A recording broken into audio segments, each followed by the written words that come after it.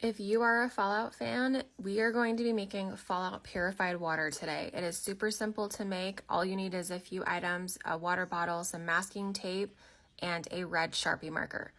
You're going to start by removing your label off of your water bottle, and don't worry, there's no sticky residue that's left behind. These are actually really easy just to peel off and remove so that you have a nice, clean, plain water bottle to be working with. From there, you're going to take pieces of your masking tape.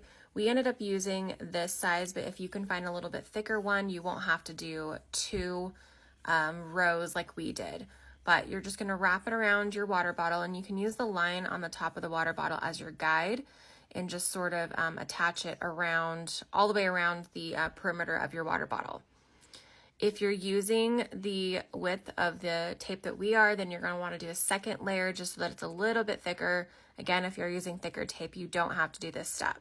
So we're just going to add another layer of tape and make sure that it fits all the way around the other side of the water bottle.